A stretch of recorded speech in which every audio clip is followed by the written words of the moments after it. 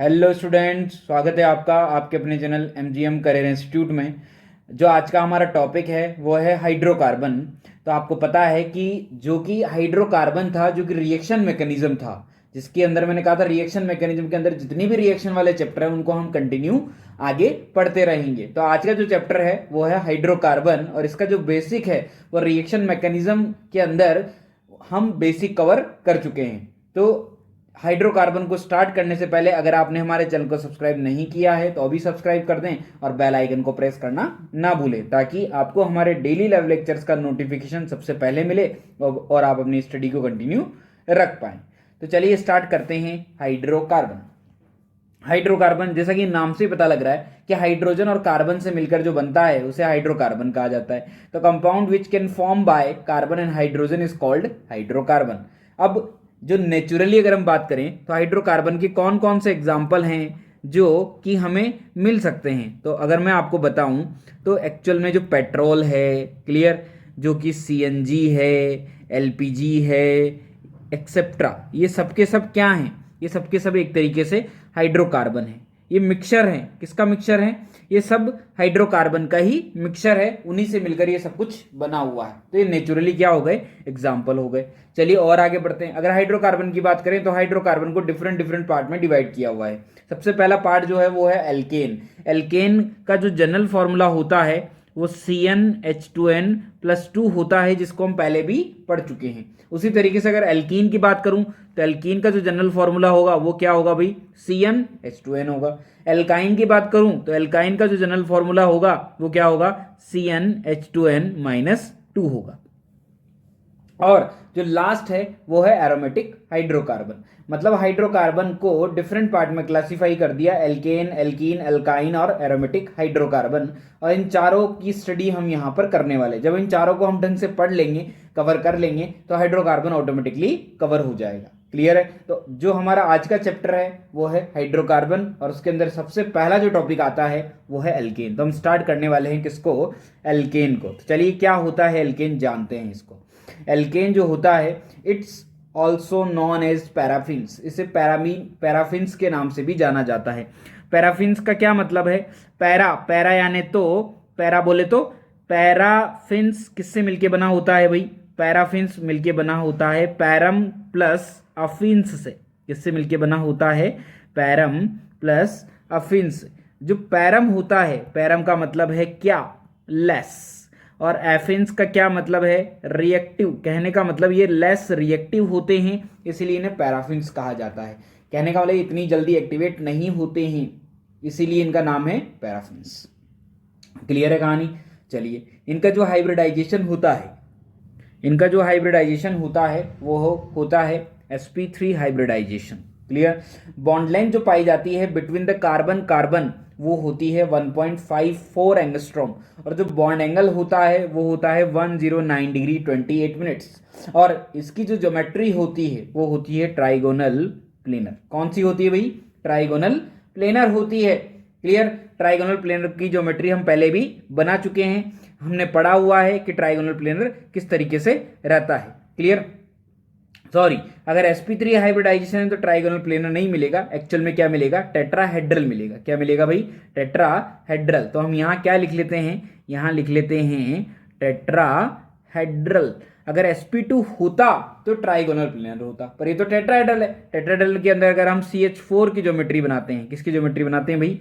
CH4 की geometry हम बना देते हैं। तो देखो ध्यान से, CH4 की ज्योमेट्री किस तरीके से होगी? ये कार्बन, ये हाइड्रोजन, ये हाइड्रोजन, ये हाइड्रोजन और ये हाइड्रोजन, और ये कुछ इस तरीके से टेट्राहेड्रल की फॉर्म में आपको दिखाई देंगे। क्लियर है कि नहीं है? ये है टेट्राहेड्रल। ठीक, चलिए अब बात करते हैं method of preparation of alkene. Short में से कहा जाता है MOP। क्या कहा जाता है? MOP, method of preparation. मतलब एल्केन जो होता है उसको बनाया कैसे जाता है। क्लियर? मीन्स हम वो मेथड्स पढ़ने वाले हैं जिसके थ्रू एल्कीन को फॉर्म किया जा सकता है, प्रिपेयर किया जा सकता है। क्लियर? चलिए बढ़ते हैं आगे। Generally alkane form by free radical mechanism. Alkane जो होते हैं वो इन जनरली किसके थ्रू बनते हैं? फ्री रेडिकल मैकेनिज्म के थ्रू बनते हैं। क्या हमने फ्री रेडिकल को बहुत अच्छे से पढ़ा है? क्या ये एक इंटरमीडिएट होता है? क्लियर, जिसको हम जनरल ऑर्गेनिक केमिस्ट्री के अंदर बहुत अच्छे से पढ़ के आए हैं। चलिए एक बार और बात कर लेते हैं। अगर फ्री रेडिकल की बात करूं तो फ्री रेडिकल जो होता है, अगर उसके बारे में पहला पॉइंट लिखूं तो वो कैसा होता है भाई? हाँ, वो होता है एक तरीके से ट्राईवैलेंट होता है। कैसा होता है? ट्राईवैलेंट, 3 वैलेंसी जिसकी होती है वो है फ्री रेडिकल। सेकंड पॉइंट बात करूं तो एक्चुअल में ये न्यूट्रल होता है। कैसा होता है? न्यूट्रल। थर्ड पॉइंट की बात करूं तो ऑक्टेट क्या बताया था मैंने? ऑक्टेट इन कंप्लीट होता है। कैसा होता है? इनकम्प्लीट। फोर्थ पॉइंट की बात करूं तो क्या लिख सकता हूं मैं? अगर ऑक्टेट इनकम्प्लीट है तो क्या है? हाईली अनस्टेबल है। क्या है भाई? हाईली अनस्टेबल है। अगर फिफ्थ पॉइंट की बात करूं तो अगर हाईली अनस्टेबल है तो हाईली क्या हो जाएगा? रिएक्टिव हो जाएगा। क्लियर। छठे पॉइंट की बात करूं कि क्या होना चाहिए कि एक्चुअल में इनके पास एक ऑड इलेक्ट्रॉन होता है, तो हम इन्हें ऑड इलेक्ट्रॉन स्पीसीज भी बोल सकते हैं। क्या बोल सकते हैं इन्हें? ऑड इलेक्ट्रॉन स्पीसीज भी बोला जा सकता है। अच्छा, फ्री रेडिकल जो होते हैं वो किसके थ्रू बनाए जाते हैं? बनाए जाते हैं होमोलाइटिक फिजन के थ्रू। किसके थ्रू इनको बनाया गया था? होमोलाइटिक फिजन के थ्रू इनको बनाया गया था। क्लियर है कि नहीं है? अगर मैं बात करूं किसकी, कि इनके पास जो वैलेंस इलेक्ट्रॉन है वो कितने होंगे? इनके पास 7 वैलेंस इलेक्ट्रॉन होते हैं। क्लियर। पॉइंट नंबर 9 की बात कर लेते हैं। पॉइंट नंबर 9 की बोलूं तो मुझे बताओ इनके पास बॉन्ड पेयर कितने होते हैं? 3 होते हैं। 10th की बात करूं इनके पास लोन पेयर कितने होते हैं? 0 होते हैं। 11 की बात करूं यूपी कितने होता है? अनपेयर इलेक्ट्रॉन 1 होता है। 12 की बात करूं, 12 में क्या बोल सकते हैं? अगर इनके पास अनपेयर इलेक्ट्रॉन है तो इनका नेचर कैसा होगा भाई? पैरा मैग्नेटिक होगा। कैसा होगा इनका नेचर? पैरा मैग्नेटिक हो जाएगा। इनका जो हाइब्रिडाइजेशन होगा वो कैसा होगा? sp2 होगा। कहने का मतलब अब मैं बोल सकता हूं कि जो ज्योमेट्री होगी वो कैसी होगी? वो होगी ट्राइगोनल प्लेनर। तो इस बेसिस पे अगर मैं बात करूं 15 नंबर में तो 3 बेंजीन रिंग ऊपर रेडिकल ज़्यादा स्टेबल होगा, 2 बेंजीन रिंग ऊपर रेडिकल से। इससे भी ये ज़्यादा स्टेबल होगा कब? जब एक बेंजीन रिंग और उस पर रेडिकल। और इससे कम होगा जब ओनली 1 टाइम रेजोनेंस हो रहा हो। इसके बाद 3 डिग्री, इसके बाद 2 डिग्री, इसके बाद 1 डिग्री और लास्ट में मिथाइल फ्री रेडिकल। बोलो होगा कि नहीं होगा?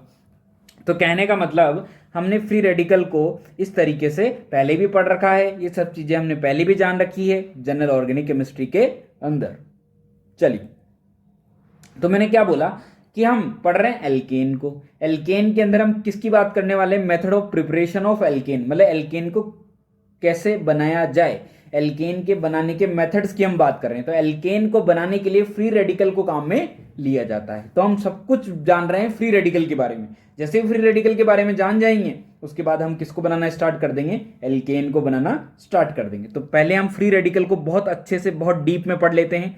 चलिए, सबसे पहले तो हमें यह समझना पड़ेगा कि अगर फ्री रेडिकल को कैसे बनाया जाता है, क्योंकि फ्री रेडिकल बनाना सीखेंगे तभी तो हम एल्केन को बनाना सीखेंगे। अगर हमने फ्री रेडिकल को सीख लिया, इन जनरली एल्केन जो होता है वो फ्री रेडिकल मैकेनिज्म के थ्रू बनाया जाता है। अब फ्री रेडिकल मैकेनिज्म को आप जान जाओगे तो आप एल्केन को इजीली बना लोगे। तो चलिए, method of preparation of free radical, कैसे बनाया जाता है फ्री रेडिकल को। पहला मेथड है फोटोलाइसिस।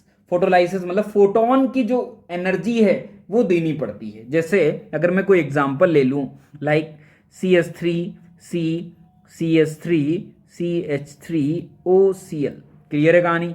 मैंने क्या किया? मैंने दिया एक फोटोन H न्यू, या साथ में इसको दे दिया लाइट, मतलब सनलाइट। क्या दे दिया है मैंने? एक तरीके से क्या है ये है सनलाइट, जो कि मैंने पहले भी बताया था। क्या है ये? एक तरीके से सनलाइट है। This is the sunlight. अब जैसे ही मैं क्या करूंगा, इसके ऊपर एक फोटोन मारूंगा। आपने फिजिकल केमिस्ट्री में पढ़ा होगा कि जो फोटॉन्स होते हैं वो छोटे छोटे पैकेट्स की फॉर्म में दिए जाते हैं। किसकी फॉर्म में दिए जाते हैं? छोटे छोटे पैकेट्स की फॉर्म में। कि एक 16 इलेक्ट्रॉन वोल्ट का फोटोन दे दिया, एक 90 इलेक्ट्रॉन वोल्ट का फोटोन दे दिया। तो ऐसे पैकेट्स की फॉर्म में दिए जाते हैं। तो उन पैकेट्स की फॉर्म में देने का कुछ रीजंस है। अगर आप उन्हें पैकेट्स की फॉर्म में नहीं दोगे तो फ्री रेडिकल जनरेट नहीं होगा। आप छोटे छोटे पैकेट्स को मारते हो, इसलिए फ्री रेडिकल जनरेट हो जाता है। क्लियर है। तो जैसे ही कंपाउंड आपको दिख रहा होगा, अगर मैंने इसके ऊपर फोटोन मार दिया तो क्या होगा, यहाँ पे होमोलाइटिक फ्यूजन हो जाएगा। अगर होमोलाइटिक फ्यूजन होगा तो होमोलाइटिक फ्यूजन होते ही क्या बन जाएगा, देखो ध्यान से, यहाँ पर ऑक्सीजन पे भी रेडिकल, क्लोरीन पे भी रेडिकल, तो क्या बन जाएगा, CH3 O पे रेडिकल और साथ में Cl पे भी क्या है, रेडिकल। बोलो है कि नहीं है, क्या रेडिकल का फॉर्मेशन हो गया कि नहीं हो गया। जिस तरीके से रेडिकल का फॉर्मेशन होता चला जाएगा तो हम method of preparation of radical सीख लेंगे। जैसे रेडिकल बन जाएगा उसके बाद हम एल्केन को बनाना स्टार्ट कर देंगे। चलिए, पहला तो मेथड है फोटोलाइसिस के थ्रू इसको बनाया जा सकता है, जैसा कि मैंने आपको बता दिया है। अगला मेथड है फ्रॉम मेटल और मेटल आयन, मतलब मेटल या मेटल आयन से भी रेडिकल को बनाया जा सकता है। कैसे, देखो ध्यान से, मैंने लिखा यहाँ पे क्या, सोडियम, क्या लिखा मैंने यहाँ पे, चलिए यहाँ पे हटा देते हैं। पहले मैं लिखता हूं यहाँ पे RCl, आर बोले तो एल्काइल और Cl बोले तो क्लोराइड, मतलब एल्काइल क्लोराइड है ये। क्या है ये है एल्काइल क्लोराइड। क्लियर है कि नहीं है। जैसे द एल्केन से बना है एल्काइल, जो कि अपन ने IUPAC के अंदर बहुत अच्छे से पढ़ा था। क्लियर है। एल्काइल क्लोराइड, और एल्काइल क्लोराइड के ऊपर हमने क्या मारा, एक सोडियम मारा, मेटल मारा। मेटल का काम क्या है भाई, मेटल का काम बताओ। मेटल का काम है Na+ इलेक्ट्रॉन देना, काम ही है मेटल का इलेक्ट्रॉन देना। कैसे देगा इलेक्ट्रॉन, देखो ध्यान से, एल्काइल क्लोराइड में किसकी इलेक्ट्रोनेगेटिविटी ज्यादा है, क्लोरीन की। तो क्या ये इलेक्ट्रॉन को खींच लेगा कि नहीं खींच लेगा। अरे क्या यहाँ पे नेगेटिव आ जाएगा कि नहीं आ जाएगा, अरे यहाँ पे क्या पॉजिटिव आ जाएगा कि नहीं आ जाएगा, बोलो आ जाएगा ना। जैसे पॉजिटिव आया, पॉजिटिव आते एक इलेक्ट्रॉन किसके पास चला गया, इसके पास चला गया, बोलो गया कि नहीं गया। जैसे इलेक्ट्रॉन इसके पास पहुंचा, इसने क्या बना लिया, इसने बना लिया है R रेडिकल, और ये Cl- बन के फ्री हो गया। हमारा काम तो रेडिकल बनाना था, जो कि हमने बना लिया है। क्या हमने मेटल के थ्रू रेडिकल बनाया कि नहीं बनाया। तो मेटल का काम है इलेक्ट्रॉन देना, जैसे इलेक्ट्रॉन आप दोगे, देते क्या बन जाएगा, रेडिकल बन जाएगा। चलिए एक और एग्जांपल ले लेते हैं। जैसे कि मैंने लिया ये टर्शरी ब्रोमाइड, क्या लिया है मैंने, tertiary bromide. Clear, 3 degree bromide मैंने लिया हुआ है। इसके ऊपर मैंने क्या डाला, लिथियम डाला है। क्या ये बॉन्ड टूट जाएगा, क्या यहाँ पे माइनस आ जाएगा, क्या यहाँ पे प्लस आ जाएगा। प्लस को मिला इलेक्ट्रॉन, लिथियम भी एक इलेक्ट्रॉन देता है, बोलो देता है कि नहीं देता, देता है। हेलो, देता है ना। तो क्या ये भी रेडिकल बना लेगा, बोलो बनाएगा कि नहीं। और ये LiBr बना के निकल जाएगा कि नहीं निकल जाएगा। क्लियर है ना कहानी। चलिए और आगे बढ़ते हैं। मैंने ले लिया है क्या, मैंने ले लिया है फिनॉल। फिनॉल को तो आप सब जानते ही हैं। फिनॉल के साथ मैंने क्या डाला, पहले NaOH। अरे NaOH क्या करेगा, बेस का काम करेगा। फिनॉल किसका काम करेगा, एसिड का। एसिड बेस रिएक्शन हो जाएगी कि नहीं हो जाएगी। क्या ये H खींच लेगा कि नहीं खींच लेगा। जैसे ही H खींचेगा, इस पे क्या आ जाएगा, नेगेटिव चार्ज आ जाएगा। क्या आ जाएगा, इस पे नेगेटिव चार्ज। जैसे नेगेटिव चार्ज आया, मैंने नेगेटिव चार्ज को लेने के लिए व्यवस्था पूरी कर रखी है, मैंने लगा रखा है K3FeCN6। क्या लगा रखा है मैंने, K3FeCN6 मेटल है। नेगेटिव क्या करेगा, एक इलेक्ट्रॉन देगा, और इलेक्ट्रॉन किसके पास चला जाएगा, K3 के पास। जैसे ही K3 के पास जाएगा, बनने वाला जो स्पीसीज होगा वो होगा O रेडिकल। क्या बन जाएगा भाई, O रेडिकल। बॉन्ड शिफ्ट नहीं हुआ, रिंग को टेढ़ा कर दिया। अभी कंफ्यूज नहीं होने का, क्लियर है कि नहीं है। तो क्या रेडिकल का फॉर्मेशन मेटल या मेटल आयन के थ्रू कर दिया कि नहीं कर दिया, आया कि नहीं आया, समझ में आया ना। चलिए और आगे बढ़ते हैं। अगला जो मेथड है वो है from itself, from radical itself, मतलब रेडिकल रेडिकल को बना सकता है। अरे ऐसा कैसे पॉसिबल है, अरे बिल्कुल पॉसिबल है। चलिए देखो कैसे होगा, तो देखो ध्यान से, ऐसा कैसे हो सकता है कि अगर मैंने यहाँ पे लिया OR रेडिकल, ये एक रेडिकल है कि नहीं है। क्या ये HBr है कि नहीं है। अगर सामने कोई रेडिकल बैठा है, तो अगर रेडिकल बैठा है तो सामने वाले को भी कैसा बिहेव करना पड़ेगा, रेडिकल की तरह। कहने का मतलब अगर घर में 4 लोग नीचे बैठकर खाना खा रहे हैं, तो जो 5वां आदमी बचा हुआ है, क्या वो ऊपर बैठ के खाना खाना पसंद करेगा, नहीं करेगा। वो भी कैसा करेगा, अरे मैं भी नीचे ही बैठ जाता हूं। बोलो है कि नहीं है, हेलो। तो उसी तरीके से अगर सामने रेडिकल बैठा है, तो ये वाले HBr क्या कहेगा कि मैं भी होमोलाइटिक फ्यूजन ही कर लेता हूं। तो अगर ये होमोलाइटिक फ्यूजन करेगा, तो क्या H पे रेडिकल, Br पे रेडिकल, H की निगाहें किस पर है, OR पर। तो क्या वो तुरंत ROH, एल्कोहल, एल्कोहल तो बहुत मज़ेदार चीज़ है, बना लेगा कि नहीं बना लेगा, क्लियर है कि नहीं है कहानी। चलिए आगे बढ़ते हैं। B R radical R H, अरे सामने कौन है, रेडिकल, रेडिकल को देख के सामने वाला भी रेडिकल ही बन जाता है, तो क्या एच बिहार बन जाएगा कि नहीं बन जाएगा। हाँ, इस एच की निगाहें किस पर है, बिहार पर, और साथ में क्या जनरेट हो जाएगा, एक नया रेडिकल जनरेट हो जाएगा। तो मतलब एक रेडिकल ने, कौन से वाले रेडिकल ने, इस वाले रेडिकल ने ये नया रेडिकल बनाया है, इस वाले रेडिकल ने ये नया रेडिकल बनाया है, बोलो बनाया है कि नहीं बनाया। चलिए और आगे बढ़ते हैं, और आगे बढ़ते हैं। उसी तरीके से मैंने क्या किया यहाँ पे, मैंने यहाँ पे लिया बी आर रेडिकल प्लस क्या लिया है मैंने, यहाँ पे ले लिया है कुछ इस तरीके से CH3 CH double bond CS2, clear. ये मैंने आपको दिया हुआ है, ठीक। मैंने एक और रिएक्शन आपको दी, एक और रिएक्शन मैं आपके सामने लिखता हूँ कुछ इस तरीके से कि मैंने यहाँ पे लिखा, चलिए थोड़ा सा स्पेस बनाते हैं, इसको वापस से हटाते हैं और इसको दोबारा से ड्रॉ करते हैं। कहाँ पे, यहाँ पे मैंने लिखा B R radical plus CH3 CH double bond CS2। मैंने फिर से वही लिखा B R radical CH3 CH double bond CS2। कुछ बच्चे सोच रहे होंगे सर ये क्या है, दो ही एक ही चीज को दो दो बार लिखने का कोई सेंस है क्या। हाँ बिल्कुल है, क्या सेंस है, चलिए बताता हूँ। एक बार मैंने बी आर जो है उसका कंसंट्रेशन कर दिया है लो, और एक बार कर दिया है हाई। जहां पर कंसंट्रेशन लो है वहां टेम्परेचर कैसा है भाई, हाई टेम्परेचर है, वहां टेम्परेचर कैसा है, हाई। जबकि जहां हाई कंसंट्रेशन है वहां टेम्परेचर कैसा है, लो टेम्परेचर है, बोलो है कि नहीं है, क्लियर है कहानी। तो अगर लो टेम्परेचर और हाई टेम्परेचर पे बात हो रही है तो मैंने कहा था रेडिकल जो बनते हैं वो तो हाई टेम्परेचर पे बनते हैं, क्योंकि सनलाइट का रोल होता है, बोलो होता है कि नहीं होता। छोटा सा पैकेट ज्यादा एनर्जी का हमें मारना पड़ता है, बोलो मारना पड़ता है कि नहीं मारना पड़ता। तो कहने का मतलब ये हुआ कि अगर हाई टेम्परेचर है तो कार्बन हाइड्रोजन बॉन्ड, मतलब कार्बन कार्बन बॉन्ड टूट जाएगा। पर अगर टेम्परेचर लो कर दिया जाए तो फिर ये जो स्ट्रॉन्ग बॉन्ड है, मुझे बताओ, कार्बन डबल बॉन्ड कार्बन भी है यहाँ पर, बोलो है कि नहीं है, और यहाँ पर कार्बन सिंगल बॉन्ड हाइड्रोजन भी है, मतलब दो तरह के बॉन्ड है, एक तो पाई बॉन्ड भी है, एक सिग्मा बॉन्ड भी है। पर अगर आपने टेम्परेचर कम दिया हुआ है तो कौन सा बॉन्ड टूटेगा, जो स्ट्रॉन्ग है या जो वीक है, कौन सा बॉन्ड टूटेगा भाई, जो वीक है। तो आपने अगर लो टेम्परेचर लिया हुआ है तो इसका मतलब कौन सा बॉन्ड टूटेगा, वीक बॉन्ड। तो लो टेम्परेचर कहां पर है, नीचे वाले में, तो वीक बॉन्ड कौन सा है, पाई बॉन्ड। तो पाई बॉन्ड में क्या हो जाएगा, होमोलाइटिक फ्यूजन हो जाएगा। तो होमोलाइटिक फ्यूजन हुआ तो क्या बन जाएगा, CH3 CH CH2। इस जगह भी रेडिकल, इस जगह भी रेडिकल। अब मुझे बताओ बी आर कहां जुड़ना पसंद करेगा, लेफ्ट साइड में या राइट साइड में, कहां जुड़ना पसंद करेगा, कौन सा। अगर बी आर कहां जुड़ता है, चलो मैं दोनों को एक एक बार जोड़ के भी बता देता हूं। बी आर अगर यहां जुड़ता है तो यहां रेडिकल बच जाएगा, और अगर बी आर यहां जुड़ता है, बी आर यहां जुड़ता है CS2 बी आर, तो यहां रेडिकल बच जाएगा। मुझे बताओ दोनों में से कौन सा रेडिकल ज्यादा स्टेबल है, कौन सा रेडिकल ज्यादा स्टेबल है भाई, 2 डिग्री रेडिकल ज्यादा स्टेबल है। तो फिर बी आर जुड़ना कहां पसंद करेगा, जुड़ना पसंद करेगा यहां पे, बोलो करेगा कि नहीं करेगा, करेगा ना, क्लियर। तो क्या हम सबको हटा दें और एक ही प्रोडक्ट बना दें, चलिए देखो ध्यान से, क्या यही प्रोडक्ट बन जाएगा कि नहीं बन जाएगा, कुछ इस तरीके से कि CH3 CH CH2 यहां लग जाएगा बिहार और यहां बच जाएगा रेडिकल, बोलो बचेगा कि नहीं बचेगा।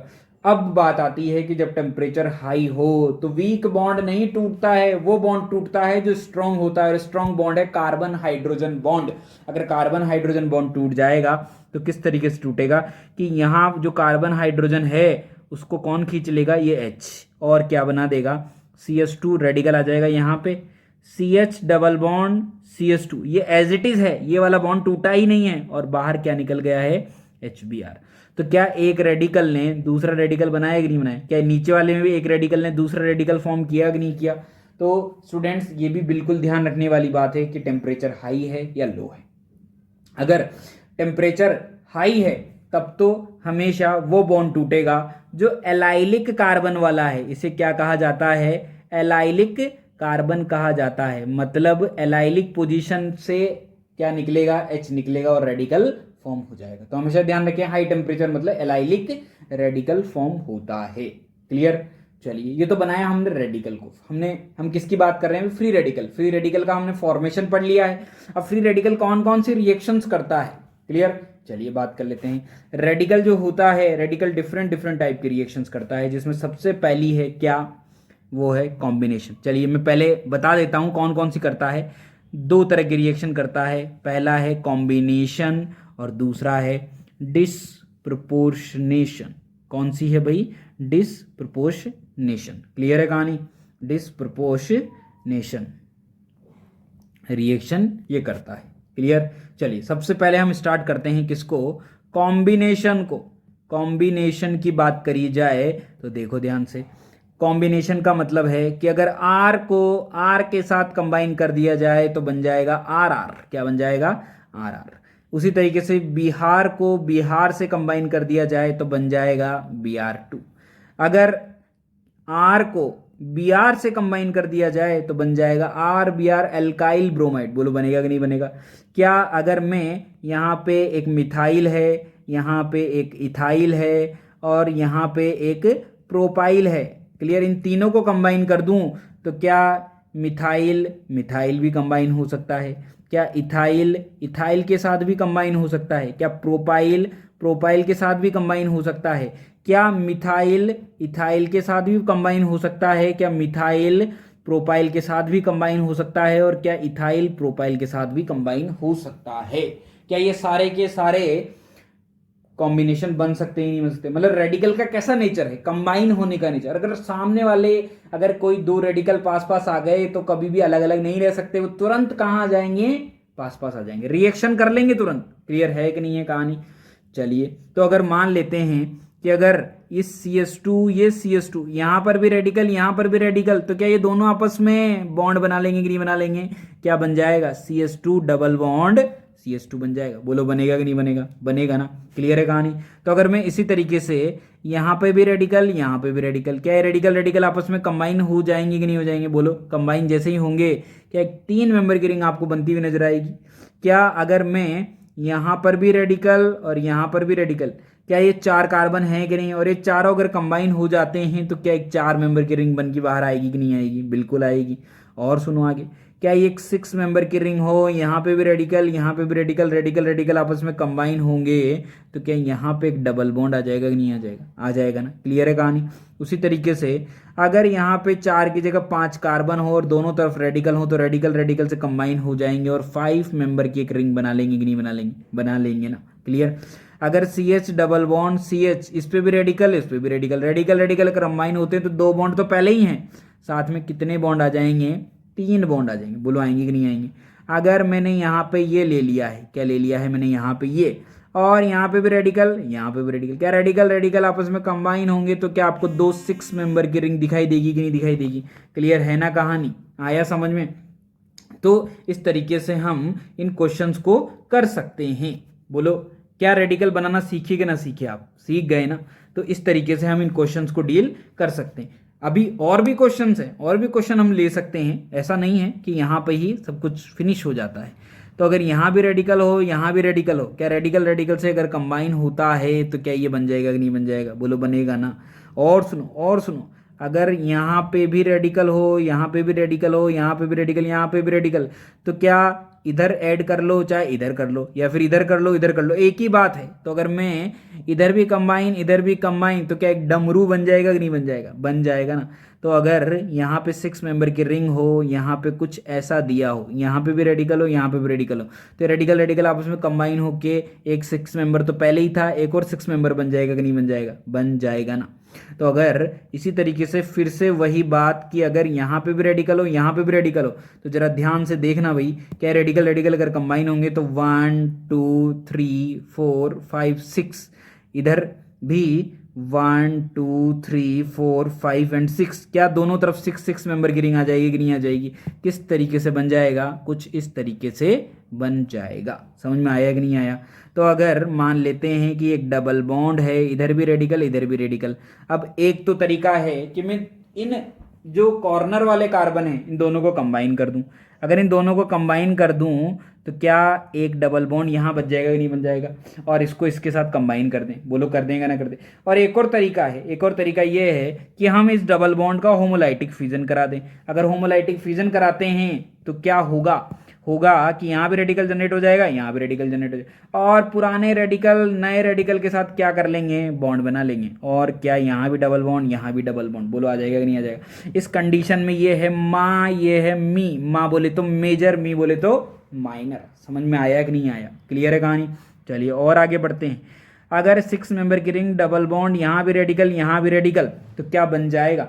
अब फिर से वही तरीका कि दोनों को या तो कंबाइन कर दो, अगर दोनों को कंबाइन करोगे तो ये बनेगा कि नहीं बनेगा। और एक तरीका कि बीच वाले का क्या करा दो, होमोलाइटिक फ्यूजन करा दो। अगर होमोलाइटिक फ्यूजन कराओगे तो पुराना रेडिकल नए रेडिकल के साथ क्या हो जाएगा, कंबाइन। तो आप समझ ही गए होंगे, ये है मी, ये है माँ, क्लियर। चलिए और आगे बढ़ते हैं, और आगे बढ़ें कि अगर हमने क्या ले लिया है, 5 कार्बन तो ले ही लिया था हमने, अगर 6 कार्बन ले लिया तो क्या अगर आपस में कंबाइन होंगे तो एक 6 मेंबर की रिंग आ जाएगी कि नहीं आ जाएगी, आ जाएगी ना।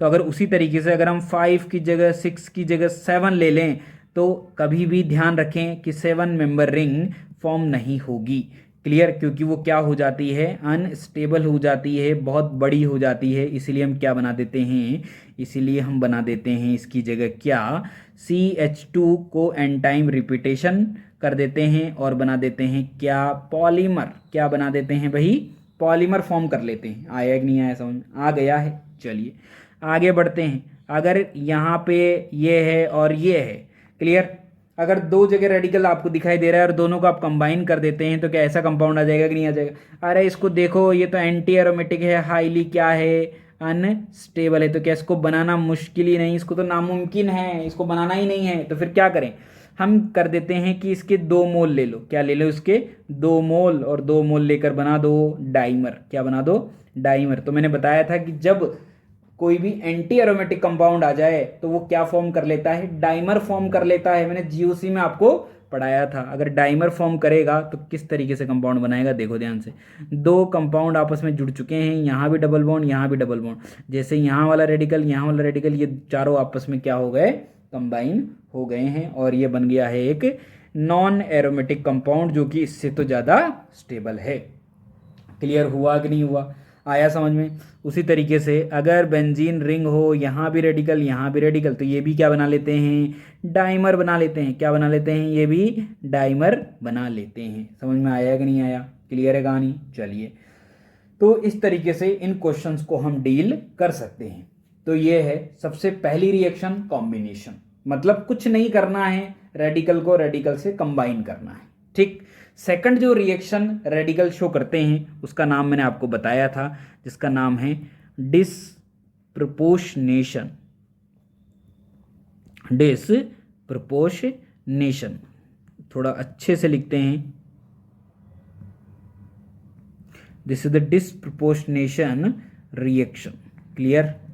चलिए देखो ध्यान से, डिसप्रपोर्शनेशन में क्या होता है कि अगर जैसे मान लेते हैं, हम यहाँ पे ले लेते हैं कुछ ऐसा कि CH3 CH2 रेडिकल, ठीक है, ये दिया हुआ है, ये गिवन है आपको। अब आपको क्या करना है कि एक तो तरीका है कि अगर आपको ये दिया हुआ है तो आप इसका क्या करा सकते हैं, इसका कॉम्बिनेशन करवा सकते हैं, और कॉम्बिनेशन करा के क्या बना सकते हैं आप बना सकते हैं CH3 CH2 CH2 CH2, मतलब ये एक तरीके से इथाइल रेडिकल है। इथाइल रेडिकल के साथ कंबाइन होकर क्या बना लेगा, ब्यूटेन बना लेगा। क्या बना लेगा भाई, ब्यूटेन, बोले तो N ब्यूटेन बना लेगा, ठीक। क्या बना लेगा, N ब्यूटेन बना लेगा, ठीक।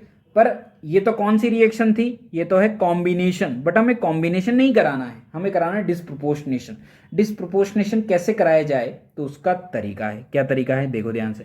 ये जो कंपाउंड आपको दिखाई दे रहा है इसको आप थोड़ा सा एक्सपेंड कर लो, किस तरीके से कि ये हाइड्रोजन, ये हाइड्रोजन, ये हाइड्रोजन और ये CH2 रेडिकल, इसके हमने कितने मोल ले लिए हैं, 2 मोल, ठीक। एक और CH3 CH2 रेडिकल मैंने यहाँ पे ले लिया है।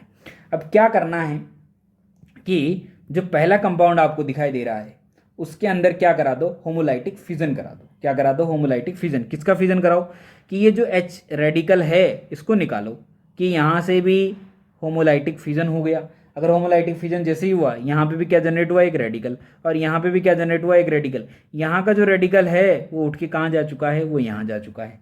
जैसे वो यहाँ गया तो क्या बनाया उसने बनाया CH3CH3, बोलो बनाया कि नहीं बनाया। और साथ में बनाया कि यहाँ भी रेडिकल, यहाँ भी रेडिकल, रेडिकल रेडिकल आपस में कंबाइन होंगे तो क्या ये डबल बॉन्ड बन जाएगा कि नहीं बन जाएगा।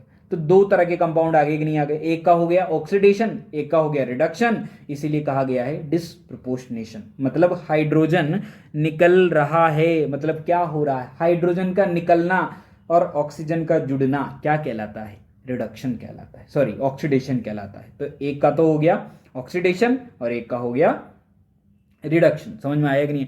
इसी को हम एक बार और करते हैं, इस एक और एग्जांपल ले लेते हैं। जैसे मान लीजिए कि मैंने एक 6 मेंबर की रिंग ले ली है और यहाँ पे है रेडिकल, और मुझे क्या करना है, डिस्प्रोपोर्शनेशन कराना है। तो किस तरीके से कराऊंगा, देखो ध्यान से।